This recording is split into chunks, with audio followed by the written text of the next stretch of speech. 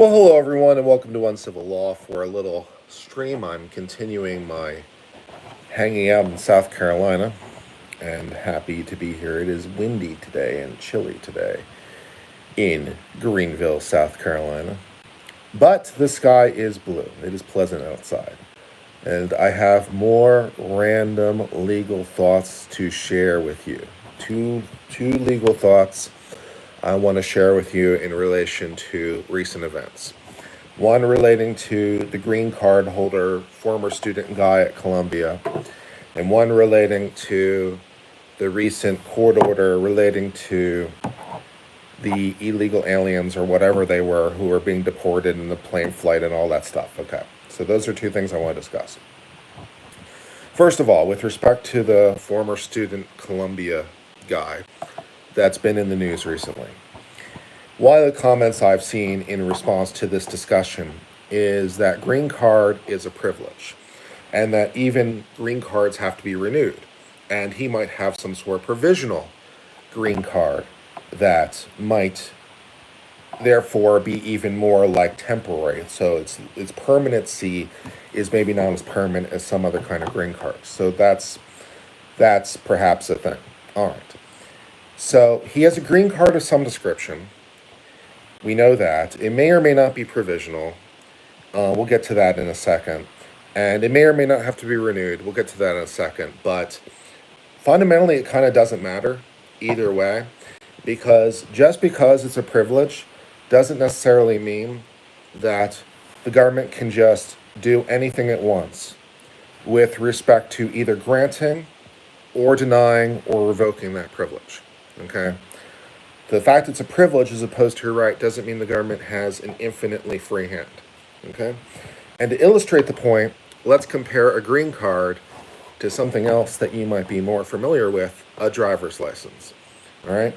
Every lawyer who's competent will tell you a driver's license is a privilege. The sovereign citizens seem to have their own unique thoughts on the subject, but they don't count. So every lawyer who is competent will tell you that a driver's license is a privilege, not a right. All right. Does the fact that it's a privilege, not the right, mean the government has an infinitely free hand? Does that mean that they can just deny it for any reason? Does that mean that they can just not renew it for any reason? Does that mean that they can just revoke it for any reason? Obviously, that's not true. And you know that's not true because that would be really dumb, right? So, I mean, just to illustrate the point, right? So, a person goes in and they say, I'd like a driver's license. And the government's just like, nah. Like, no particular reason, just like, nah. Right? That doesn't make any sense. The government can't do that. Right? Equal protection of the law, due process of law, and plus, also, by the way, the driver's license itself, like the green card for that matter, like the green card, they're both the same in this respect. They both were created by a statute. Okay, the green card was created by a statute. The driver's license was created by a statute. And in those statutes, they specify the terms, conditions under which they will be granted and not, and so forth and so on. And so those specify the rules. And the government is required to follow the rules. If I go into my local DMV, they can't just say, oh, I'm going to not grant your driver's license. I'm going to not renew your driver's license. I'm going to revoke your driver's license because reasons, right? They can't do that.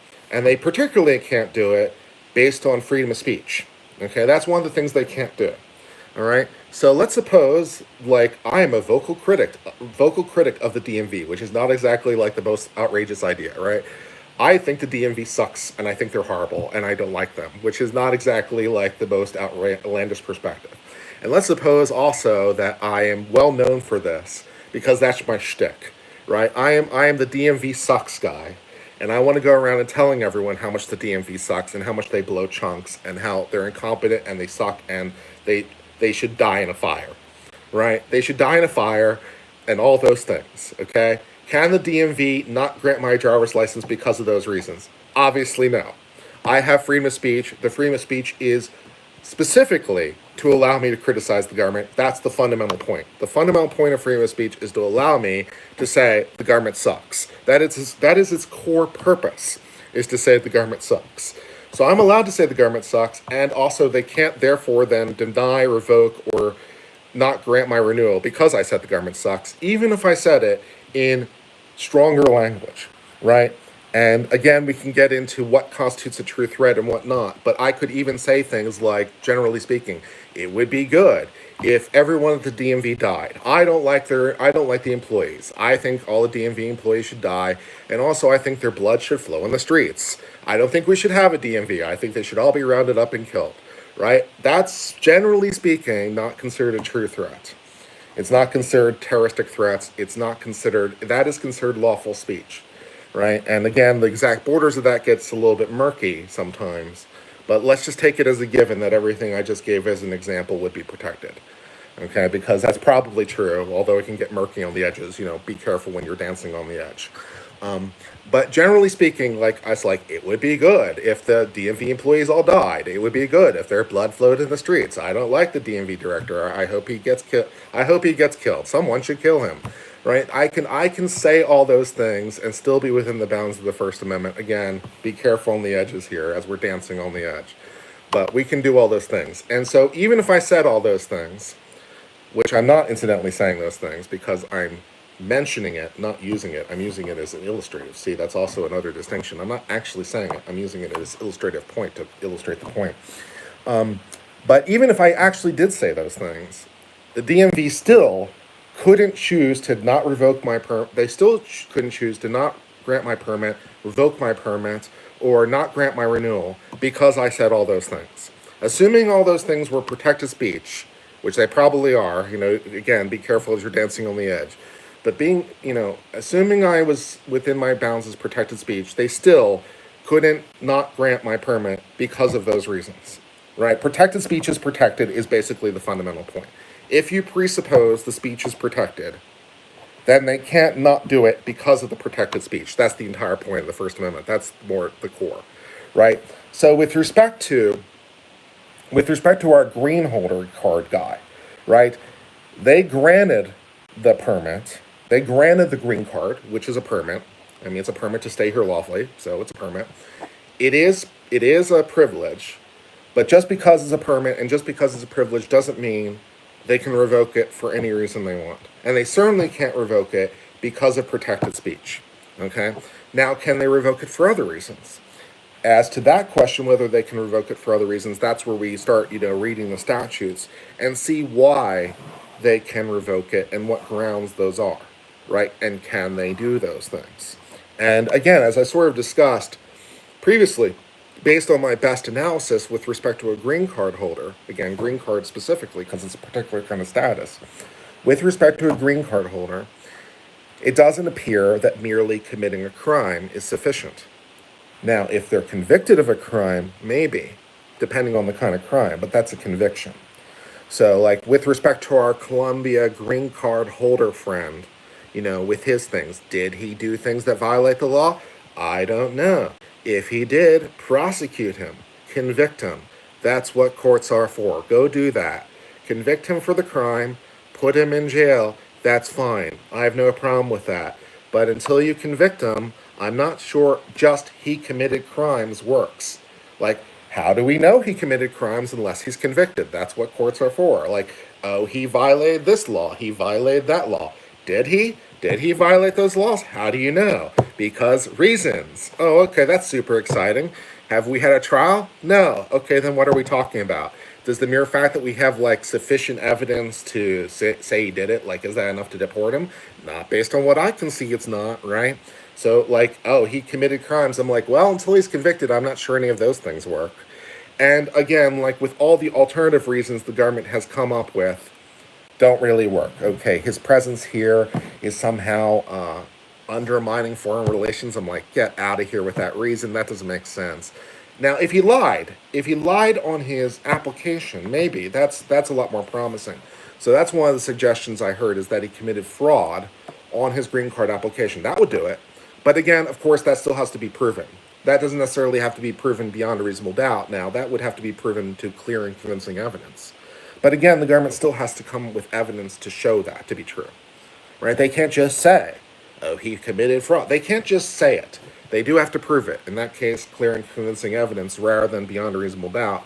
But, they still have to go to court and actually prove the thing with due process on all that and all the rest of it. Right? So it's like, okay, maybe that's true. Maybe he committed fraud. Maybe he lied on his application. If so, great. Go to court and prove it. Clear and convincing standard. Let me know if you do. Then deport him. That's cool. No problem. But still, there are rules, man. There are rules, right? And so you just can't do anything for any reason at any time. And even if he committed fraud, which is interesting, even if he did commit fraud, if he could prove the real reason that they were deporting him was because freedom of speech, it would actually be an interesting fight at that point. That would be an interesting fight. So it's our superficial reason is because he committed fraud, but the real reason is because of his freedom of speech. And that might be interesting. I think he'd lose that fight ultimately in the end because of relevant Supreme Court precedent. But I think it would be interesting if, ultimately unsuccessful.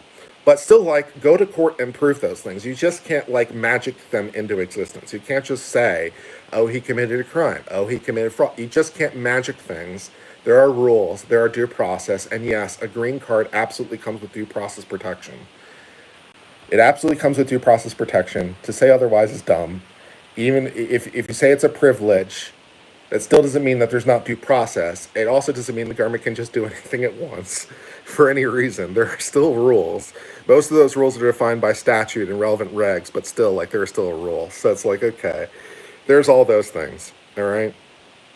So all those things, okay.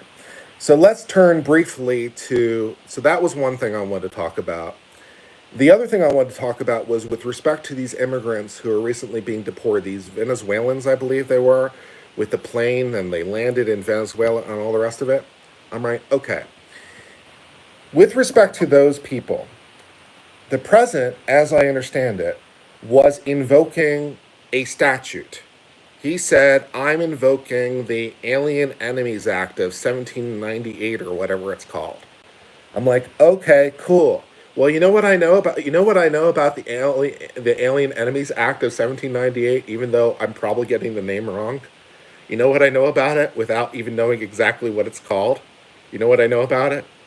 It's an act, which means it's a statute, which means that Congress passed it, which means that it comes with rules. And those rules, of course, are spelled out in the statute, right? If the president is saying, I'm doing it because of this statute gives me authority, it doesn't really matter what the statute is.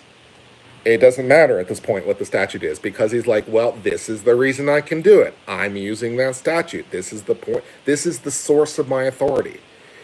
This statute. And I'm like, well, okay, great. And then that's what courts do with their time. Courts interpret statutes. That's literally what they do. So the Congress passed a statute. The president's like, I think it means this. And then the person who is being deported or whatever, as the case may be, prosecuted, deported, whatever it is we're doing to this guy, it doesn't really matter. This guy says, you know what, I don't think it means that. I don't think the statute means that. You can't prosecute me. You can't put me in jail. You can't deport me. You can't regulate my water on my land. You can't regulate my air. You can't, whatever it is that Congress, whatever they're trying to do. You can't do those things. And that's what courts are for. That's exactly what they're for, is to interpret statutes and figure out what they mean. So, I don't know off the top of my head whether it means what the president thinks it means or whether, the Venezuelans think it means what it thinks it means. But I do know that it's a question for the courts. And for people to say, oh, the courts should have no role in this, makes no sense, right? The court should have no role in the interpretation of a statute. That makes no sense. Right? That's what courts do with their time. If courts have no role in interpreting statutes, what exactly are courts for? Right? What exactly are courts for at that point? So that's one of the things they're for. And by the way, of course, it's worthy of mention that if you think that courts have no role in interpreting a statute when the president executes a statute, if you really think that, then of course that would have to be true regardless of who the president is, right? Because the power exists in the president, right? It's not Trump's power. It's the president's power. Trump just happens to be the president, but he's on some level fundamentally not the president, because the president is the office, whoever happens to be holding it at the time. So whatever would be true for Trump would have to be true for any president. And so before you say something stupid like, courts should have no role in the executive when they're executing the law, they should have no role in interpreting it, they should have no role in determining what it means. Before you say something really stupid like that, just remember that that would have to be true for Trump and any other person who happens to be president, regardless of party and regardless of what you think of their politics, because that's the nature of how law would work. If it's a legal rule, it would have to be true equally both ways. And I'm reasonably confident that most of you who are like, the court should not interfere with Trump, I'm reasonably confident that most of you who are saying that would be saying something really different, really fast, if it were a president that you didn't like as much. And that's the problem. That's like you're not really thinking this through all the way. So, like, now, in terms of whether the district court was right in their interpretation, now you could say the district court wasn't right. You could disagree with their legal analysis. I don't really have a problem with that. If you look at it and you're like, well, that doesn't make sense to me, or that does make sense to me, fair enough. If you look at it and say, I don't agree with the court's analysis, fair. That's one of the things I do. But if that's different than saying, I don't think the court should have a role. That's me saying, I don't think they got it right. And therefore we should appeal, and therefore we should do whatever. And sometimes even the Supreme Court gets it wrong. And I'm like, well, I think the Supreme Court is wrong, but I still recognize they have the power to do it because it was their power, right? When I didn't like Chevron, you never heard me say, the Supreme Court didn't have the power to make the decision they did in Chevron. You never heard me say that. You just heard me say, I think they got it wrong. I think it's nuts. It doesn't make any sense. I think it should be overruled, and things like that. That's a lot different from saying they shouldn't have the power. So that's, just something that was crossing my mind. And then, of course, with respect to the particular case, with respect to the planes that were in the air, with respect to Venezuelans and the Trump administration saying, well, the court didn't have jurisdiction because they're already over international waters, like that's a legal posture, and not necessarily an irrelevant one, incidentally, at that, but that's a legal argument, right? It's like, well, the court's jurisdiction no longer applied because the planes were no longer within the airspace of the United States. It's like, okay, maybe that works, maybe it doesn't, even though they're U.S. planes. Maybe that works, maybe it doesn't. Or maybe it's because it relates to international relations, or maybe the president's power, or maybe this, or maybe that. There's a whole lot of complex legal questions there. But, all those things. So, can you ask who I voted for? I voted for Trump. I voted for Trump. I'm a Republican. And so, that's, but it doesn't matter that I'm Republican, and it doesn't matter that I vote for Trump. Because, again, I'm thinking broader than that. And do I think illegal immigrants should be deported? Of course I do. I think illegal immigrants should be deported. I think that the law should be followed. Of course I think they should be deported. But my political belief is completely independent from my legal analysis. Because, of course, I have to remember, and you have to remember, that the president may not share your political beliefs. The fact the president at the moment happens to share my political beliefs is really nice. But if I make a legal determination based on the fact I like the president's politics, well, I'm going to be real sad real fast when the president suddenly doesn't share my politics. And so that's going to be a real problem. So I'm just thinking ahead. I'm thinking ahead. I'm thinking about what happens when it's a president I don't like. What happens when it's a president who says, for example, I read some statute. I read the Gun Control Act as saying that no person can own guns. I interpret the Gun Control Act of 1968 to say no person can own guns. And you're like, well, that's not what it says. But you said, remember, it's like some of you guys said, remember, when the president is executing a law, the court should have no power to review or no power to stop it. Remember when you guys said that? When the president is executing a law, there should be no restraints. There should be no judicial interpretation. The court should never step in. Remember when you guys said that? Oh, yeah. Now we have a president who's suddenly saying, oh, the Gun Control Act of 1968 means no person's allowed to own a gun. I'm going to go seize all the guns. And you're off to court like, that's not what it means. And the courts are like, what do you mean? Why are you here? The courts have no power. Remember? That's what you said you wanted. Remember when you said that? That's what you wanted? Yeah. So, maybe think ahead a little bit faster. That's what I'm talking about, right? So, all those things. All those things. Executive orders, by the way, are not law, but they have the power of law. An executive order is fundamentally a order to the executive, which the president is control of. The president is the head of the executive. So it's a order to execute a law in a particular way. And that just gets back to the fundamental question of whether or not the law can be executed in that way or not. Which gets back to, like, if it's a statute, still gets back to whether or not that's a valid interpretation of the statute. So fundamentally here, it doesn't really matter what level of the executive is making the order, right? It doesn't really matter if it's a bureaucrat, at an entry level, fundamentally, versus the president. It doesn't really matter. The president has the authority to order the bureaucrat to do something. But the bureaucrat only got his power from the president in the first place because he's an agent of the president. He's executing part of the president's power. And so the executive order is the president saying, hey, agent, go execute this in this way. It's the principal giving an order to the agent. And the agent can do anything the principal can do. But the principal doesn't necessarily have infinite power, right? If I make you my agent to go out and do something for me, right? You can do anything I can do, but that's the limit of your power. You can do anything I can do. I can't give you more power than I had in the first place.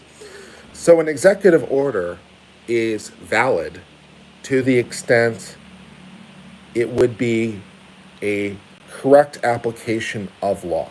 To the extent the executive has discretion to do one thing versus another, it would be valid. And to the extent it goes beyond that, it's invalid. And we saw executive orders from Biden get struck down. Executive orders get struck down by every president because they're not valid, because they get reviewed and they're like, no, you can't do that. That's not a valid exercise of power. And that's what they do. So they have the power of law, but they are not law. Because it's an order, if you like, as commander in chief. It's basically an order. It's basically like go soldier, or ATF agent, or EPA administrator, or whatever. It's basically soldier, go follow my order. But the commander in chief can only give valid orders. And even in the context of a military, those orders are not infinite. Not all orders, even from the commander-in-chief, are necessarily valid. The commander-in-chief can, in principle, give an illegal order. And if the commander-in-chief did give an illegal order, then a soldier is required to disobey that order. Even a soldier in the military is required to disobey that order. So, if the commander-in-chief gave an illegal order to the private is required to disobey the order because it's illegal. And so there's that. So, even in the context of commander-in-chief, the president's power is not infinite. And there are limits. So those kinds of things. But then how do you determine whether it's lawful or not? Well, that's one of the things that courts are for. Whether they're military courts or they're civilian courts or whatever, that's one of the things that courts are for, is to try to determine, what's legal or what's not legal.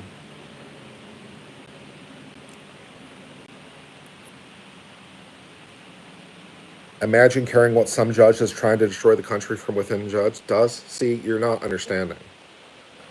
You're not getting it. Right? I do care what they do. I also care if they get it wrong. But it's still a legal system. Because, again, that principle doesn't really go both ways.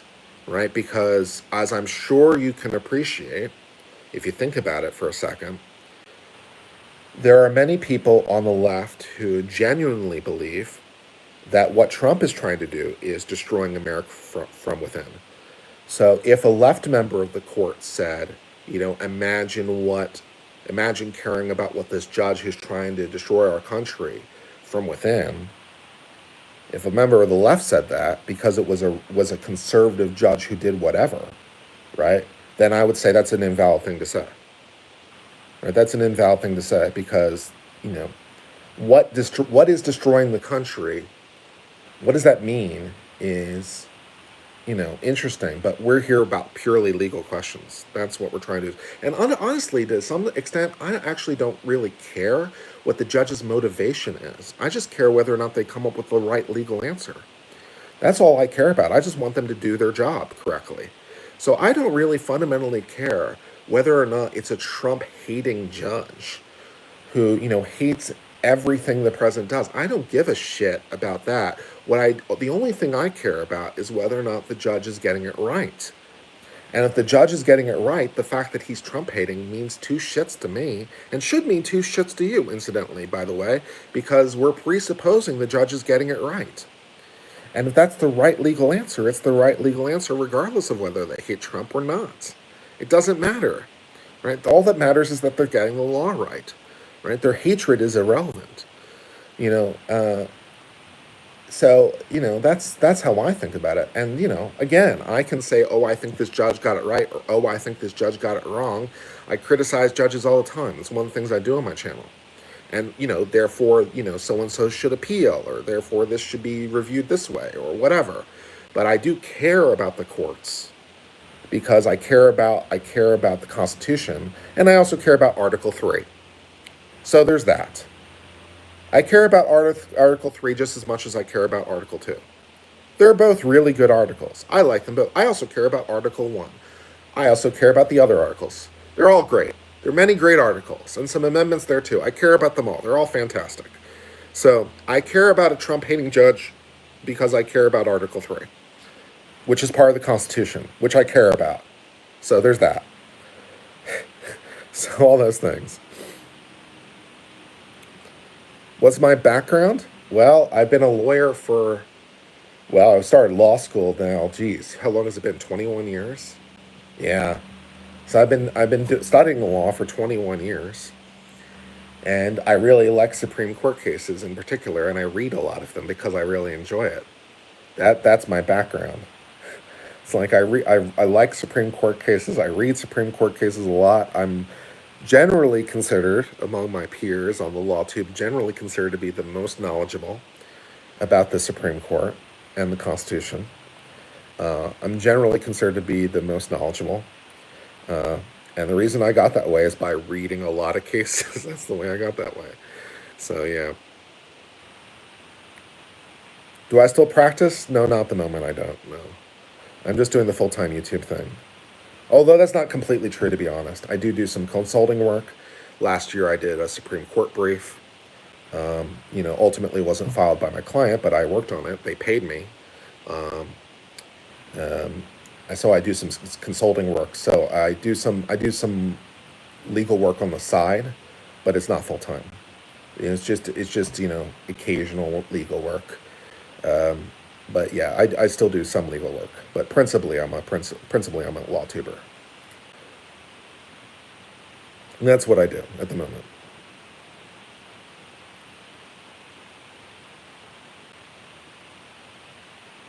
What else?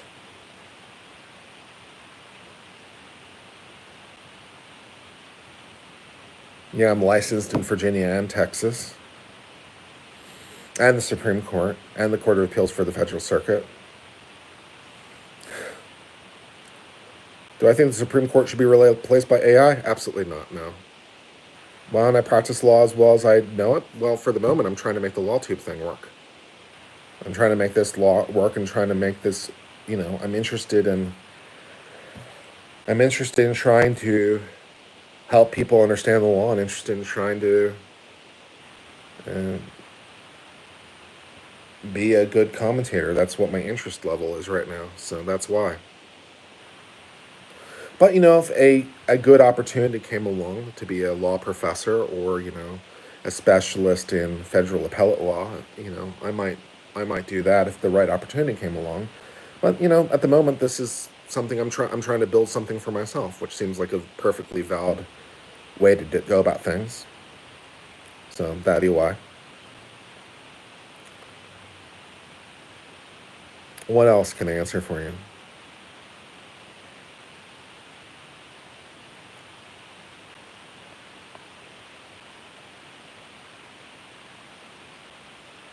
Someone said they can see the weight loss coming through. Thank you.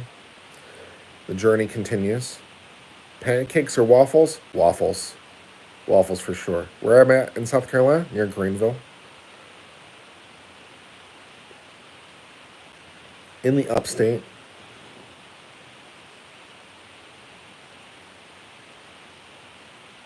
Jesus Christ, you voted for Trump? Yes, I did. Correct. What else? But again, like, this is a very strange criticism to my mind. It's like, you voted for Trump. Yes. Also, I'm not sure that Trump is doing is necessarily legal. Also, I think there is a role for the courts in checking executive power, particularly when it comes to interpretation of a statute. And I think that President Trump might, in some situations, be legally wrong. Plus, I'm willing to analyze that. Like, for example, the whole let's just deport the guy with the green card. I'm like, I don't think you can do that.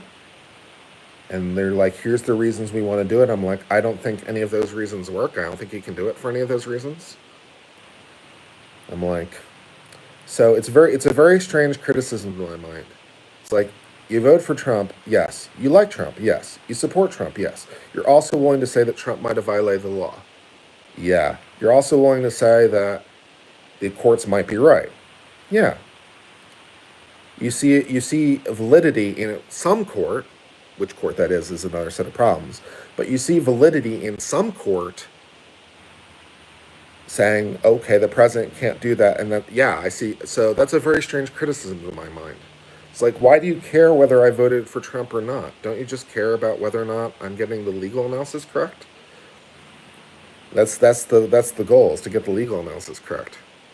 It's like, it's very strange to me.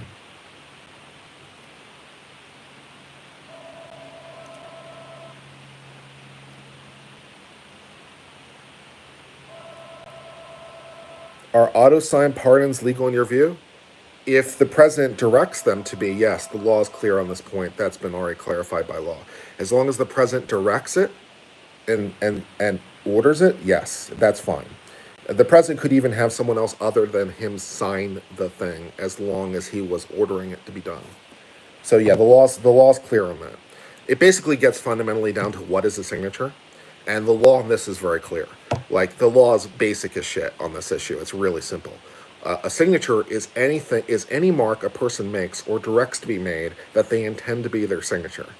So if I tell someone to sign something for me, that is my signature. As long as I told them to do it. That is my signature.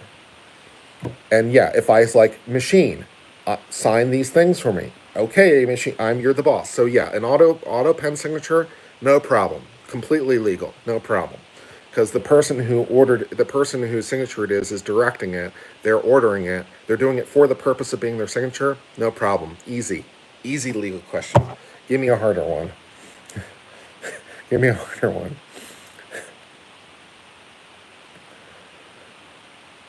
It's the same as a stamp? Yep, you got it, right? No problem. Yeah, exactly the same, right? Any mark you make. So if you get a signature stamp and you stamp it, that counts. You mark X, that's a signature, that counts. Any mark you intend to be your signature is your signature. It doesn't even have to be your name. It could be some other name. You could sign, I like waffles. As long as you're intending, I like waffles to be the signature, the fact that that's not your name doesn't mean anything. Right? It's like, oh, the signature says I like waffles. Did you make that mark? Yeah. Did you intend it to be a signature? Yeah. Congratulations. That is now your signature, Mr. I like waffles. Congratulations, no problem. I hate pancakes? No, I don't hate them. Yeah. Surely I noticed that Trump is promising to violate the Constitution and misinterpreting Article 2. Well, I don't know. I don't remember him saying that. No, I don't remember him saying any of those things. I don't remember the president saying, that he's intending to violate the Constitution. And I don't remember the president saying that he's intending to misinterpret Article 2. Now, whether he's doing any of those things is a whole nother set of problems, and that's what courts are for, in large part, is to figure that out. But no, I don't remember the president saying that, no.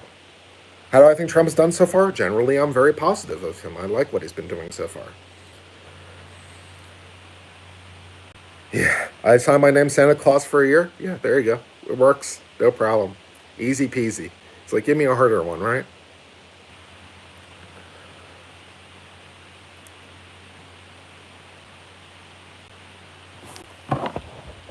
He was saying Article 2 gave him these law powers, his immunity argument. Well, he might be right with respect to some of that. That's possible. So if he's rooting his argument in Article 2, as opposed to a statute, then he might be right. And as to what he's trying to do, I'd have to go read Article 2 and then interpret it. But of course, Article 2 itself is a law. It's the supreme law of the land, even, don't you know? It's the supreme law of the land, don't you know? But Article 2 is a law. It's the supreme law, but it's a law, right? So then we're still back to the same question of like, okay, well, that's what courts are for. Courts interpret the Constitution all the time. That's what they do with their time.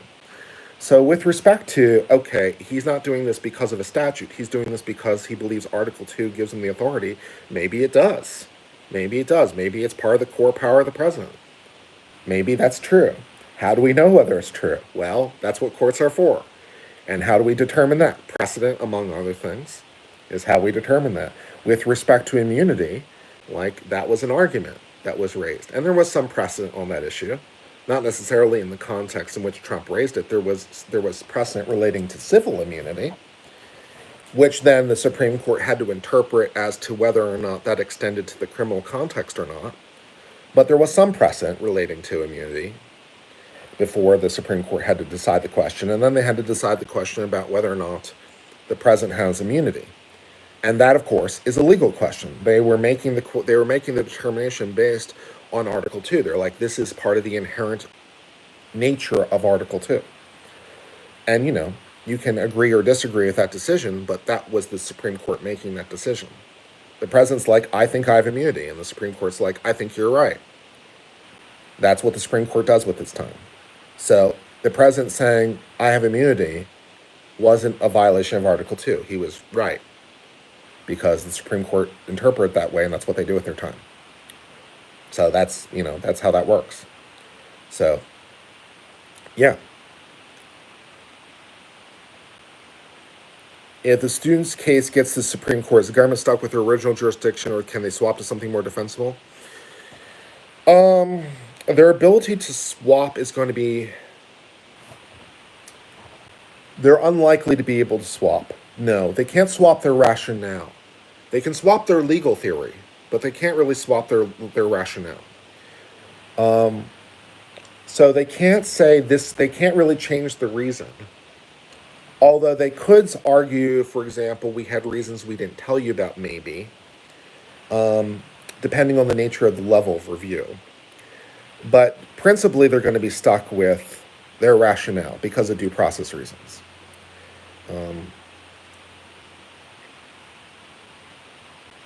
My buddy told you there's a law congressmen can't be audited in terms of their personal capacity. That sounds wrong. Yeah, I'm not aware of any law that says that a congressman can't be audited personally. I'm not aware of any such law, no. Why do statutes matter? Article 1 of the Constitution? That's why statutes matter? That's a strange question. What else?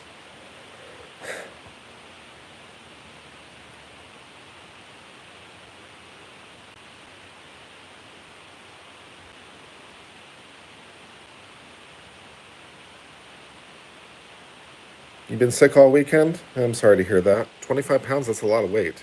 Am I married? No, I'm not married. You put statutes in the title, not statutes. I'll correct the title after the stream is over. I'll correct the title.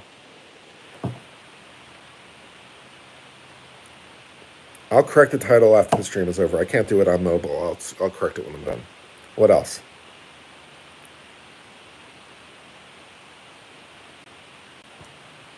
Good morning.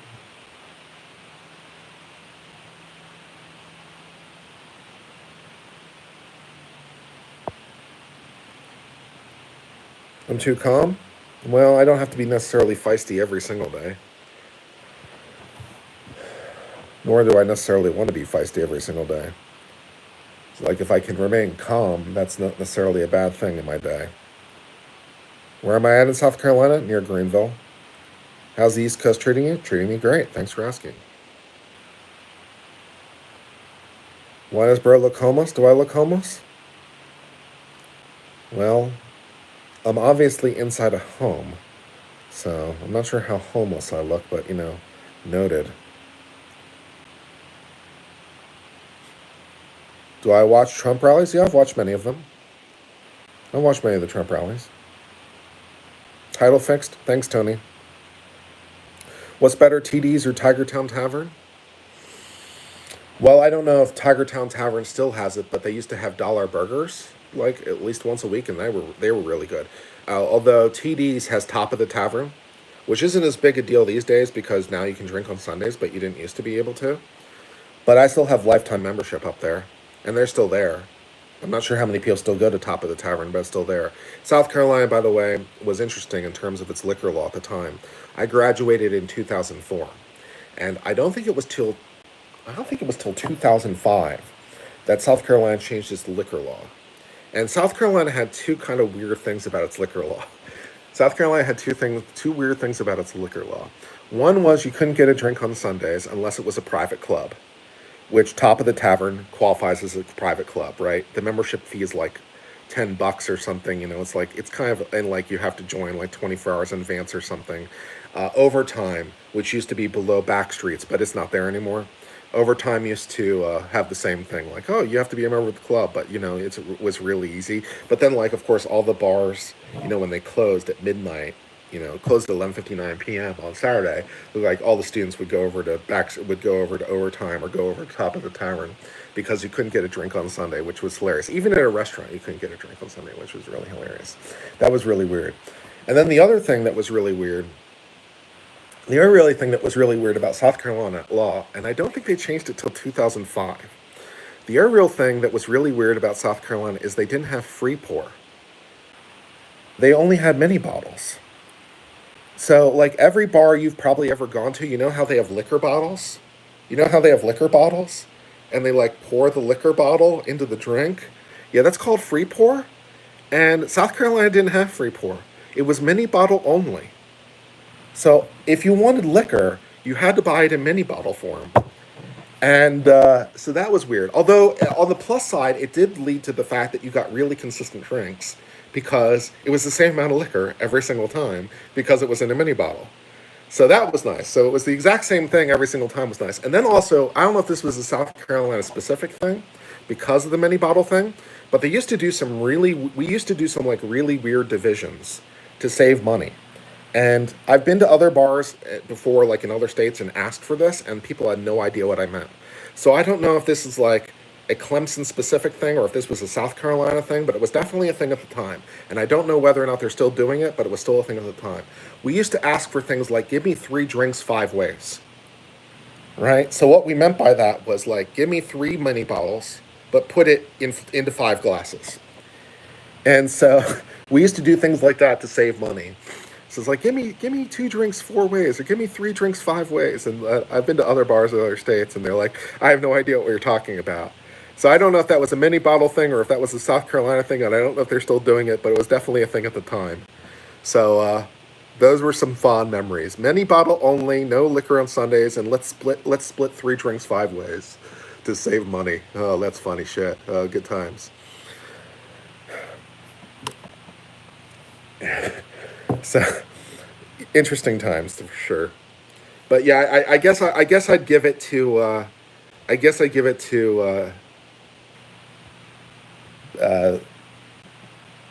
yeah, TDs as opposed to Tigertown Tavern.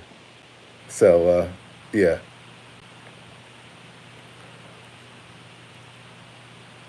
If a state Supreme Court is a court of original jurisdiction on a question of law, where would one appeal? Well, I feel like you can answer your own question on that one, to be honest. It's like, okay, if the Supreme Court is the court of original jurisdiction, where can I appeal? Yeah, you can't.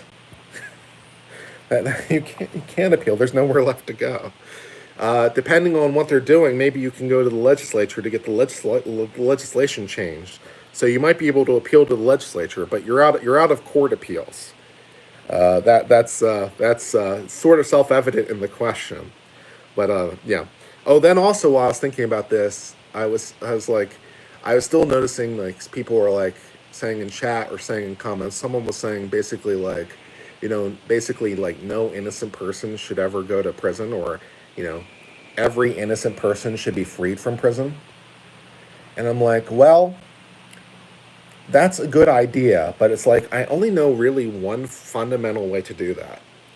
It's like if your fundamental goal is that no innocent person should ever go to prison, I only know of one way to accomplish that goal, to guarantee it.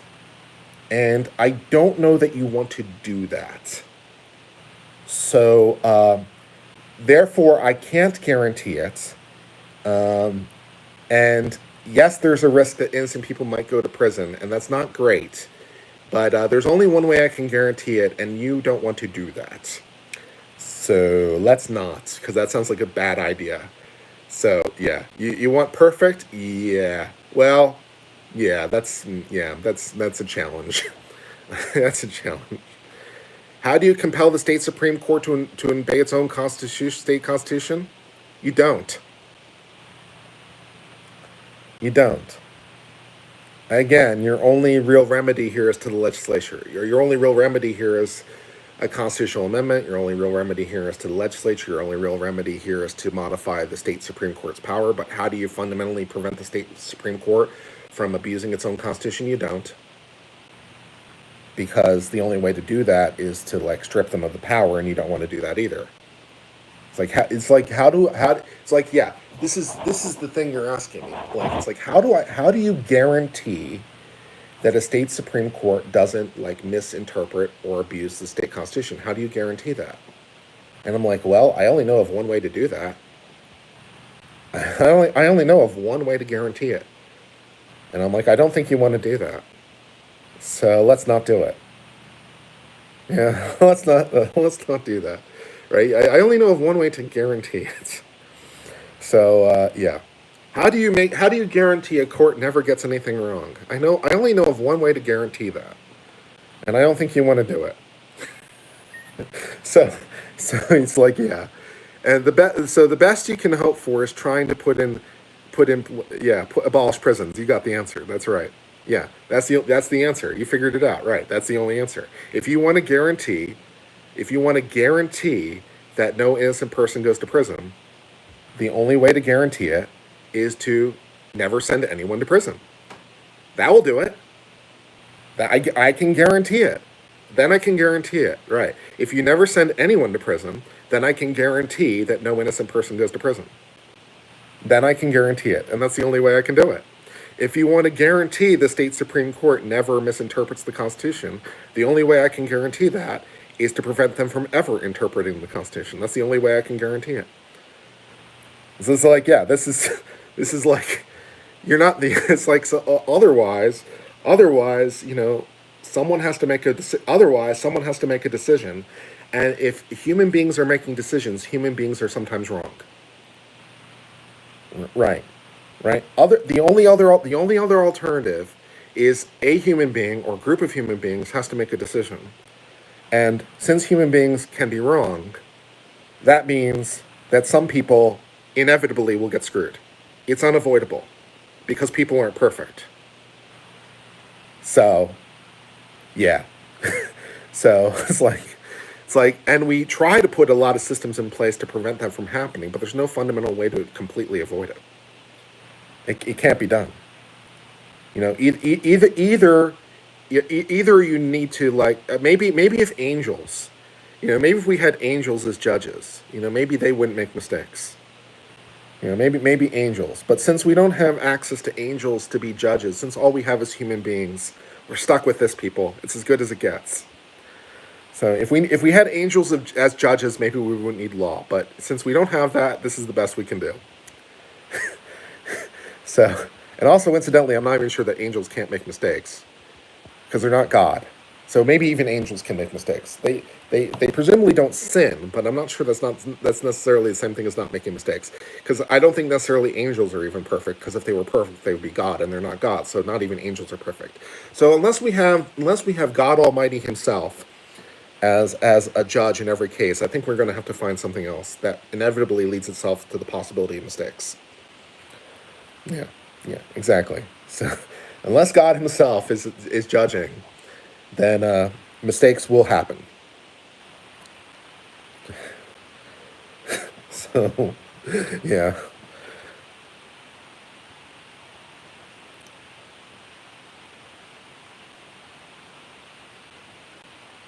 And then as to whether God can make mistakes is a whole other set of questions, but I'm not in for a theological chat right now. So let's not go down that line as to whether or not God can make mistakes, because I don't want a theological discussion right now. But we'll press on.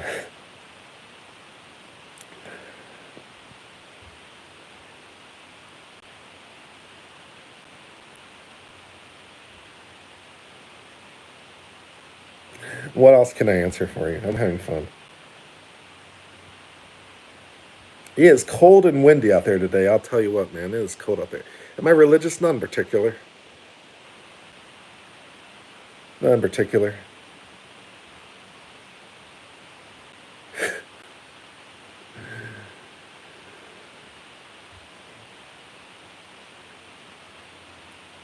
What do I expect at the Karen Reed hearing tomorrow?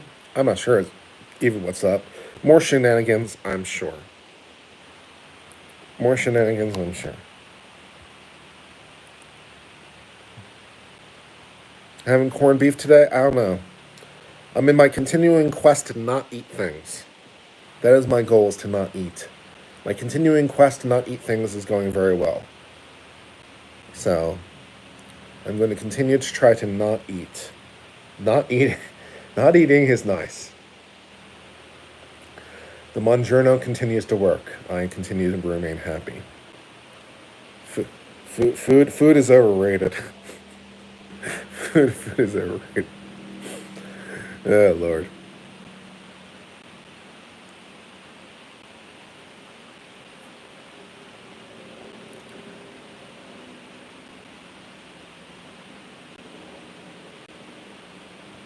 Do I like coffee? Yeah, I drink coffee sometimes.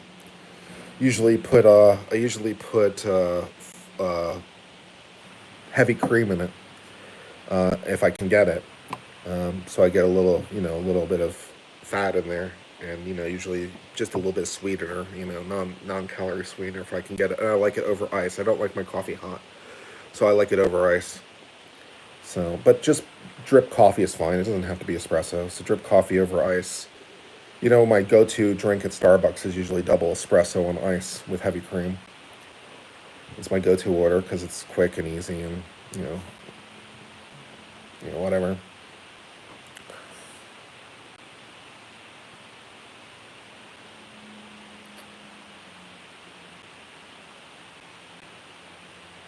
So I basically don't like coffee. Maybe, maybe, maybe, maybe that's true.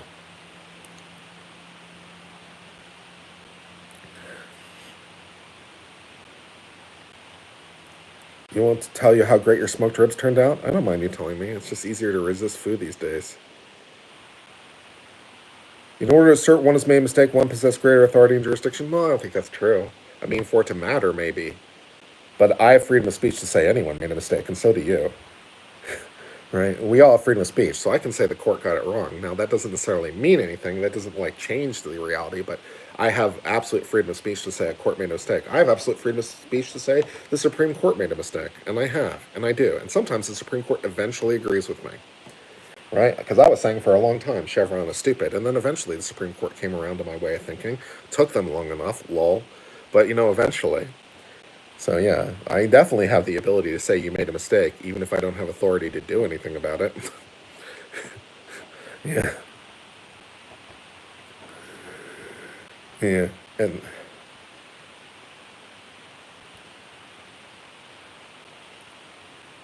all right, guys.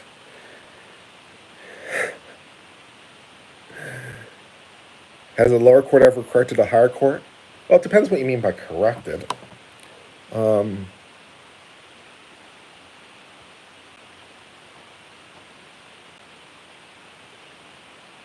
I don't know if I can think of any case off the top of my head where a lower court has just flown completely in the face of a higher court and the higher court has agreed with them. I don't know if I'm sure it's happened somewhere, but I can't think of a case like that off the top of my head. Usually, the lower court tries to find some reason to distinguish. Sometimes those reasons are pretty thin, but they usually try to find some reason to distinguish from the higher court. I don't know if I've. There must have been a case, but I can't think of one where a lower court has just been basically like, just no, I disagree, and the higher court's like, oh, okay. I don't know if that's ever happened. Probably has, but I can't think of a case like that.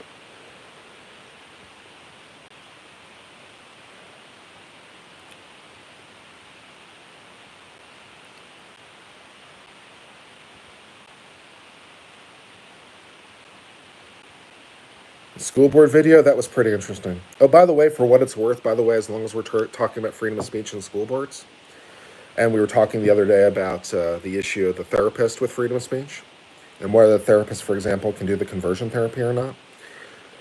It's worthy of note, just in case you care, that in that situation, we're talking about a private therapist. We're talking about someone who is not a government employee. So for a school employee, the analysis would be a lot different. And because the reason gets basically down to the issue of whose speech is it, which in the case of a public school employee, it's the government speech, not the public employee speech. Because the teacher at a public school is an agent for the government, right? They're paid by the government to go work at a government school to teach the government's curriculum. They're the government. The teacher is the government. And so when you're talking, for example, about books at a school library, or you're talking about speech of a public school teacher, the analysis is a lot different because it's the government speech. And so, for example, if a government said, we're not going to teach pro LGBTQ things at our school, we're not going to allow teachers to teach that, the teacher would not have an objection rooted in the First Amendment. Fundamentally, they wouldn't. Not in the First Amendment. They wouldn't have an objection rooted in that because it's not their speech, because they're a government employee and they work for the government and so forth and so on. And that analysis gets a little bit more complicated at the university level as opposed to the K through 12 level, but not by much. And often where it gets complicated for different reasons. It doesn't get complicated for First Amendment reasons. It gets complicated for other reasons. But yeah. So the ability of the government to censor teachers or censor public libraries, the government has a lot freer of a hand to do that because they're government institutions. And it's the government speech, so they can choose basically how to speak or not. And so that's a bit different as long as we're trying to learn something of legal value.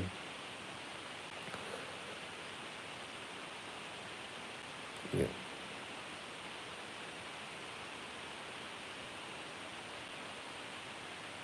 And even if they're speaking in their free time, it can still be an issue if it discredits the job. So recently, for example, I think Nate, I don't know if he posted this yet or not, but Nate the lawyer was going to do a video on a special victims unit cop in New York who then made a music video with her twerking like at a strip club, and apparently the promoter, right, the guy who's like watching her, who is based on what I can tell, like the guy who's like the promoter, the guy who's watching her is also a cop. So that was super fun. We got two cops. The woman is a special victims unit cop. I don't know if the guy was special victims or not, but he was also a cop. And they decided in their free time what we're going to do is we're going to make a rap music video. with was this twerking and gyrating and all the rest of it. And the government was like, yeah, no, we're gonna basically not let you be an SVU cop anymore. I don't know if they fired her completely, but they's like, you can't be an SVU cop anymore. And you might say, well, she wasn't in uniform. She wasn't, thank God. She wasn't in uniform. She was on her own time. She wasn't on duty at the time, so you might say that. But the relevant First Amendment law basically says that the government, that while you do have freedom of speech rights in your personal capacity, and the government can't just step in for the hell of it, they can to the extent it basically undermines your ability to do your government job. So if your private speech is of the nature that fundamentally prevents you from doing your job effectively, then that's a problem. And so yeah, the the woman lost her job and might have lost she lost her SVU job and might have lost her job completely. And under relevant First Amendment law, I think she's hosed because the nature of the speech was was was too problematic relating to her job. So yeah, right, yeah. So it's fun. Oh Lord, yeah, it's fun times. Yeah. Citizen Watch, you better believe it, baby. This is the Pro Master Tough Citizen. I think it's reversed on your end. I don't know if you can see it straight up or if it's reversed. It's reversed on me. I don't know if it's reversed to you. But that is the Citizen Pro Master Tough Ray Mears edition Field Watch with a green dial, which I love. I love this watch very, very much. It's fantastic. Solid titanium. Solid titanium. It's a mono block of titanium, 200-meter water resistant, shock proof. It's a fantastic everyday beater watch. It is my new G-Shock basically. I had the G-Shock forever, and this is my new G-Shock, because this watch can probably take as much a beating as that G-Shock can, but it's quite a lot more stylish. Sapphire crystal, 200-meter water resistance. What's not to like? You can take it swimming, you can take it in the ocean, you could even take it diving. It's not certified for diving, but you could take it diving, it'll be fine. It's like solar powered. It's solar powered, so the battery never has to be changed. It's titanium, so it's 40% lighter than steel, so it's a light watch. It's great. Great watch. Love it. $400. Recommended. Recommended. It's a fantastic everyday beater watch. It's fantastic. Love it. It's great. Buy it. Do that.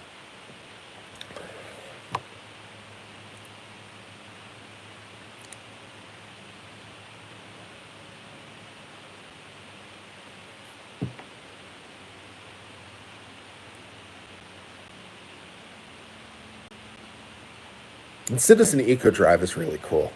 I'm just going to say it. The Citizen with their EcoDrive technology and the way they've integrated it, and they even have a ring solar, which is really, really cool because that's just cool technologically. So Citizen had their EcoDrive. Their EcoDrive came out in '99 or something like that. It came out quite a long time ago. Maybe it was earlier than that. Maybe it was like '94. But anyways, they used to have to be able to see through the dial, right? They had the solar receptor on the back of the dial, so they had to have a dial that sunlight could get through, right? In order to get to the solar receptor, obviously, because you can't block the solar receptor. And that was fine. And so Citizen figured out a way to do that. They figured out a way to do that by, having like, the indices be transparent. Like, so if you had these like these markers to display the hour hand, those were solar receptors. And so like they had the indices themselves be the solar receptors. So they came up with creative ways to be able to make the dial transparent enough to get to the solar light. But then they invented even a cooler technology, which I just think is cool. They invented this ring solar. So they came out with completely opaque dials, right? Dials that you can't see through. And the way they solved that is, I don't, this watch doesn't have it, so I can't show you like what it would be. But like basically between the dial and the case, right? On the inside, like, so it's sandwiched in between the dial and the case. They put the solar receptor as a ring. They call it their ring solar. They put a little tiny solar receptor as a ring in between the dial and the case. And so you can't see it looking totally on top. You can't see it because it's sandwiched in between. And basically that drives enough light to drive the thing. So you can have a completely opaque dial. You can have a completely opaque dial, and the solar receptor is sandwiched in between the dial and the case, and the light comes in and basically bounces off the face, and that's enough solar power to drive the watch. And that's just freaking cool. That is just really cool technologically. It's like, you got to admire that, man, with that ability to do that. That is just so cool. So Citizen is definitely leading the way on solar technology. They definitely have the best solar technology. Not that other people don't do a good job with solar, but they're the best integrated. They're the best integrated solar technology, and they're the hardest to spot the solar on. They do the best job of anybody of hiding their solar, and so that's really, really cool.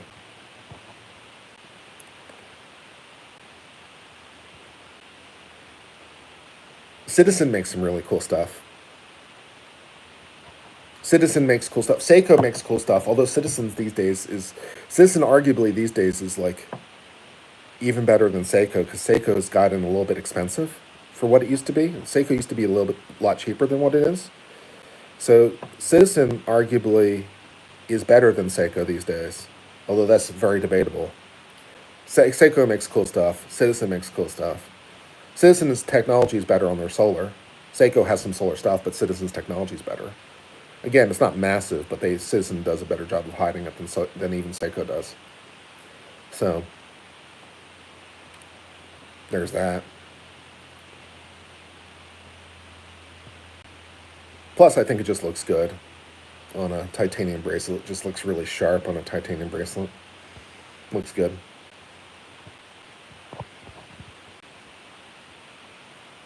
Rolex makes crazy expensive stuff? Yeah. Plus, you can't really just go buy Rolex because their ADs won't even sell it to you because they don't have any stock. So the way Rolex treats its customers leaves something to be desired, in my opinion, among other problems. But yeah, Rolex makes some cool stuff. I mean, they made probably the quintessential watch, right? If you had to like put watch in the dictionary, like what is the most quintessential watch to ever watch? What is the most watch that's ever watched? What is the most? It would either be the Submariner or the Explorer 1. In my humble opinion. Right? It's either the Submariner or the Explorer 1 is the most watch to ever watch. So Rolex basically invented the quintessential watch. So they got that going for them. So that's nice. Do I watch content on YouTube? Yeah. Yeah, I watch content on YouTube. I like watch stuff. I was thinking actually about making watches, because you can buy the stuff, and you can actually make them. And maybe like making watches as a hobby could be fun, because Ian has his leather craft, Rob has his wood craft. And I was thinking, okay, maybe I'll just make watches. It's like, you can do that. I can do it.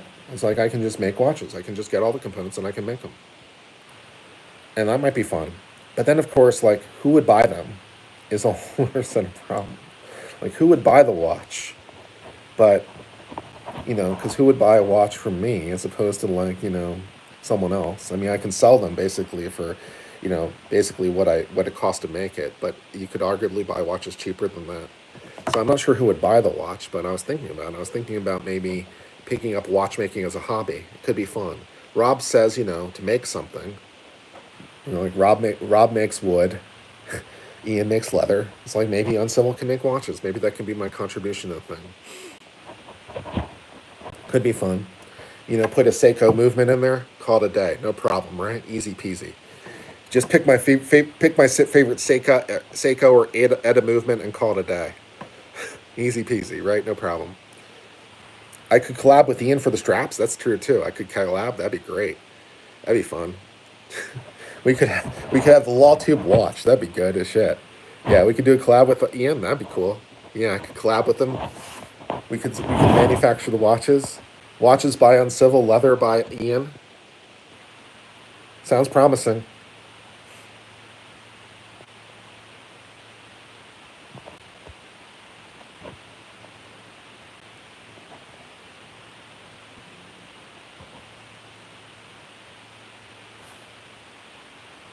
Ron can make the case.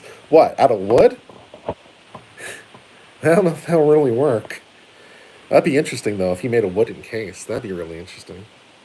I don't know if you could do it. I don't know if you could actually make a case out of wood. I'm sure it's possible, but I don't know if it's possible for like, because they have to be made so precisely. They have to be made so precisely. I mean, that's really anal shit, right? Assuming it can be done at all. Assuming it can be done at all, that's so precise. You're talking about fractions of a millimeter, man. So if you're talking about some properly anal stuff. Rob could make the wood box for the packaging. There you go. That sounds better. Rob could make the wood box for the packaging. I like this. I like this plan a lot.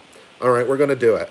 We're gonna do it. We're gonna do a collab stream. I am going to dragoon Ian and Rob into this plan. So Ian and Rob, congratulations. You are now part of this plan. I know you didn't volunteer. I volunteered you myself. Congratulations. You're now part of the plan. So we're definitely do at least one. We'll do one. I'll make the watch. Ian will make the band. Rob will make the box. Maybe it can be part of the charity stream. That'd be good. I like this plan actually very much.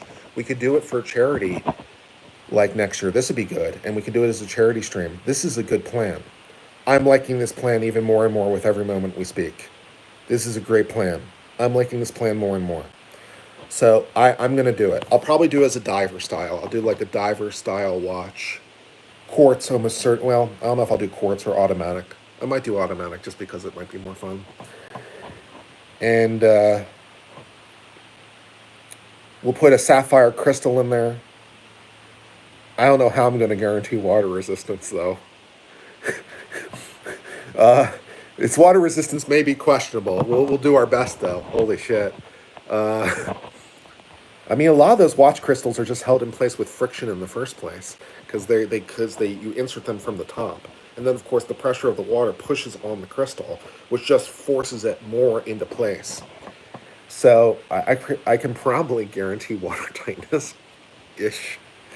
So yeah, I like this plan more and more. This is fun. All right, feel free to tell. Please feel free to tell both Ian and Rob of this good news. Please feel free to tell both Ian and Rob of the good news that they're now part of a watchmaking company. Congratulations.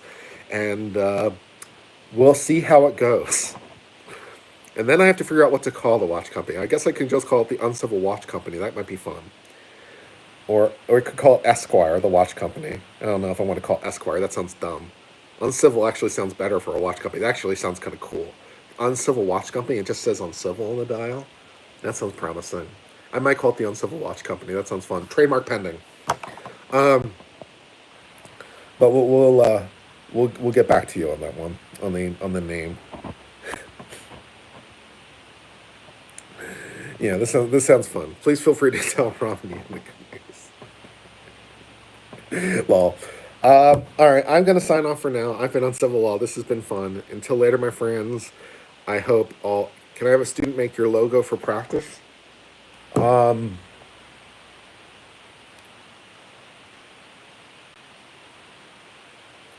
Yeah, but we're gonna have to do an assignment of rights. So your student is gonna have to give me a full assignment of rights in writing.